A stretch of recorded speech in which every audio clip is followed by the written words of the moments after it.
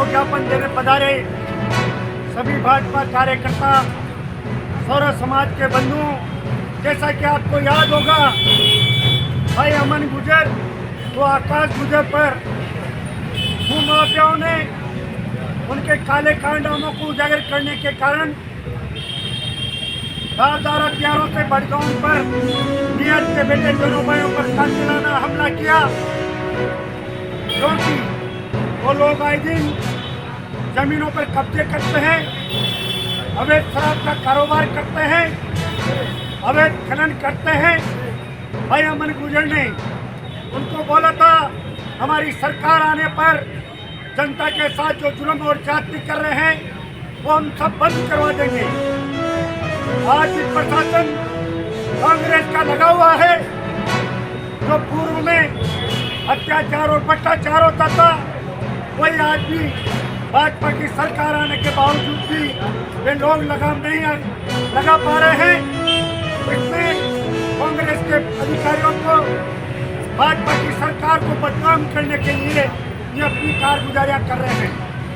मैं आम जनता से और पीड़ित परिवार की ओर से प्रशासन को एक चेतावनी देता हूं, समय रहते हुए आज 10 दिन हो गए मुलजिमों को गिरफ्तार नहीं किया, खुलेआम घूम रहे हैं, उसके परिवार को जान माल का खतरा बना हुआ है और प्रशासन आंख मूंद कर बैठा हुआ है, जबकि उन पर धारदार हथियारों से भारी हमला किया गया।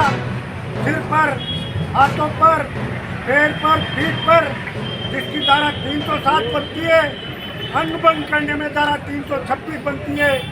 हम जिला कलेक्टर साहब को माननीय मुख्यमंत्री जी के नाम ज्ञापन देंगे और कहेंगे इन अपराधियों पर अंकुश लगाएं जो गैंग बनाकर चलते हैं। साथ ही जो प्रशासनिक अधिकारी और थाना अधिकारी हैं उनका निलंबित हो और किस कारण से इन्होंने कार्रवाई नहीं की, उनको कहाँ से शासन मिल रहा है, ऐसे अधिकारियों पर कार्रवाई हो। जय हिंद, जय भारत।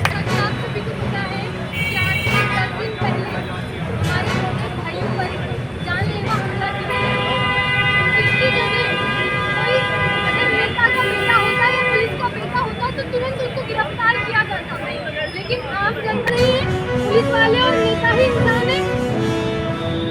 आज तो हम आपसे निवेदन करने आए हैं, लेकिन आगे ऐसा नहीं हुआ। 2 दिन के अंदर तो यही टेंट लगा के यहीं बैठेंगे और आपको मजबूरी में करना पड़ेगा गिरफ्तार। चेतावनी समझिए आप इसको। मुर्दाबाद मुर्दाबाद मुर्दाबाद, पुलिस प्रशासन मुर्दाबाद मुर्दाबाद मुर्दाबाद, अपराधियों को गिरफ्तार करो,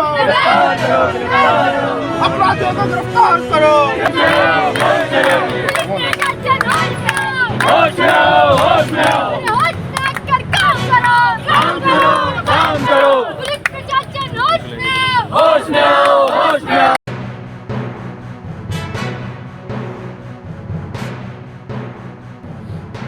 गत दिनों 17 दिसंबर वार रविवार को बड़गांव स्थित मेरे भांजे के मकान पर मेरा बेटा और भांजा दोनों बाहर बैठकर चाय पी रहे थे। 10 से 10:30 बजे के बीच की बात है। बड़गांव के ही 15 से 20 असामाजिक तत्व जो कि अवैध शराब का कारोबार करते हैं, आए दिन जमीनों पर कब्जा करते हैं, अवैध खनन का काम करते हैं और लोगों से रंगदारी के वसूल करते हैं। तो कई दिनों से उनसे जनता पीड़ित थी। मेरा भांजा भाजपा का उपाध्यक्ष है, आए दिन लोग इसके पास शिकायतें लेकर आते थे और इसने लोगों से कह रखा था हमारी सरकार आने पर इनकी जुल्म और जाति से न्याय दिलाएंगे, भाजपा की सत्ता आएगी तो इन लोगों को दंड दिलाएंगे, इनके अवैध कार्यों को बंद करवाएंगे। ये बात वो बहुत दिनों से उन लोगों को चुभ रही थी और इनकी इस मामले को लेकर कुछ तकरार हो गई थी बीच में। उसी का बदला लेने के लिए उन लोगों ने इन पर जानलेवा हमला किया। धारदार हथियारों से 15 से 20 आदमी तलवार गदा से लठ लेके इनके चाय पीते हुए नियत के बेटे पर हमला कर दिया, जिससे इनके सिर में, हाथों में, पीठ पर, पैरों पर गंभीर चोटें आई। उसी को लेकर इनको एडमिट कराया। ये बेहोश हो गए दोनों और इनको छोड़ के भाग गए। इनकी मम्मी और चाचा वगैरह भग के आए। जब आवाज़ पड़ी कि हमें बचाओ बचाओ तो इनके परिवार के लोग वहीं तो भग के आए। तो जब छोड़ के भगे और इनको एडमिट करवाया, इनका मेडिकल करवा दिया गया और पुलिस केस कर दिया। थाना नांदल। उसके बावजूद थाना अधिकारी द्वारा घोर लापरवाही बरती जा रही है। धारा 307 में मुकदमा बनता है, धारा 326 में अनुबंध में मुकदमा बनता है, लेकिन उन्होंने अपने आदतना को चलते हुए, क्योंकि वो लोग उनको बंदी देते हैं, मासिक बंदी देते हैं वहाँ पे थाने के अंदर, 308 में मुकदमा दर्ज किया और आज तक 10 दिन हो गए, एक भी अपराधी को गिरफ्तार नहीं किया और खुलेआम वो घूम रहे हैं और धमकियां दे रहे हैं इनको कि मुकदमा वापस ले लीजिए, नहीं तो हम जान से मार देंगे, पहले तो बच गए। मोदी को मुख्यमंत्री जी के नाम, एसपी साहब के नाम और गृह मंत्री के नाम ज्ञापन दिया है, जिसमें मांग की है कि क्या कारण रहा कि 10 दिन होने के बावजूद भी अपराधियों को गिरफ्तार नहीं किया, और क्या कारण रहा इतनी गंभीर चोटें होने के बावजूद भी अपराधियों पर गंभीर धारा में मुकदमा दर्ज क्यों नहीं किया गया।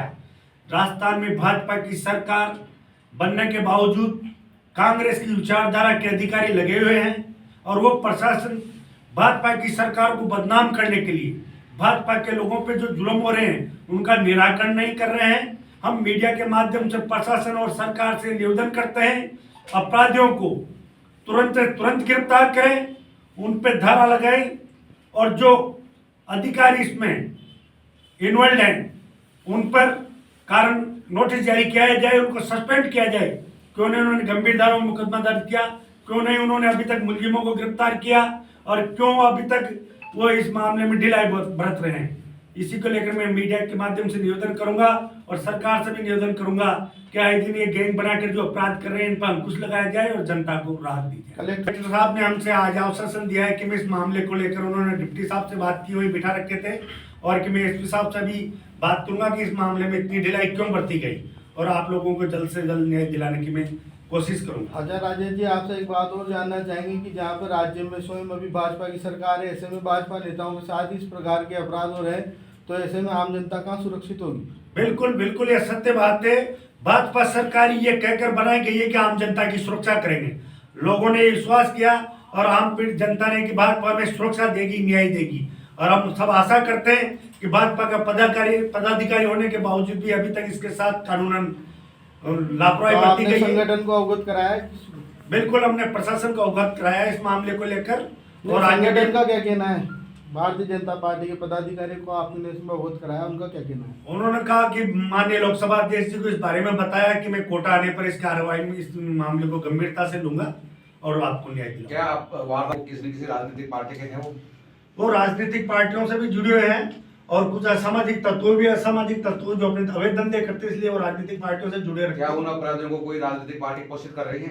आपकी जानकारी इस मामले के में बराबर जानकारी नहीं है, पर उनको कहीं न कहीं से संरक्षण जरूर मिल रहा है किसी राजनेता का, इसीलिए प्रशासन इतना लूट चल रहा है। निकल के आता है कि 10 दिन की बीत जाने के बाद वारदात के पीछे कोई कार्रवाई पुलिस प्रशासन के नहीं होना, किसी से राजनीतिक प्रेरित तो हो सकता है, हो सकता है। होना। ये आप बात सही मानते हो? बिल्कुल सही मानते हैं। इतने दिनों तक छोटे से केस में आप जानते हो 107, 151 में मुलजिम तुरंत गाड़ी आके गिरफ्तार कर लेती है, और इतने 10 दिन होने के बाद एक गंभीर अवस्था में घायल होने के बावजूद आज तक उनको किसी ने पूछा नहीं उनके घर पे जाके कौन कौन लोग हैं। इस वारदात को लेकर जिला प्रशासन से क्या चाहते हैं?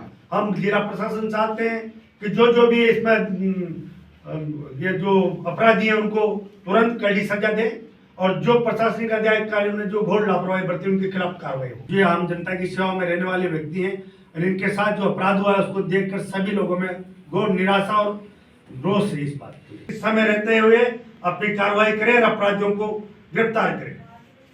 किस न्याय की लड़ाई लड़ रहे हैं? देखिए जी, कहीं भी अगर अपराध होता है और कहीं भी जुल्म और जाति होती तो सभी जात सभी धर्म के लोग इसके खिलाफ एक आवाज में एक साथ खड़े होते हैं और सभी लोगों का हमें समर्थन मिल रहा है कि ये गलत हुआ है और लोगों के साथ भी इस तरह की गलती नहीं होना चाहिए। किस प्रकार का दर्द और वेदना महसूस कर रहे हैं? इन्हें चोटें भी आई है गंभीर, आपने बताया, अवगत कराया प्रशासनिक अधिकारियों को या फिर किसी प्रकार से संगठन के प्रशासनिक अधिकारियों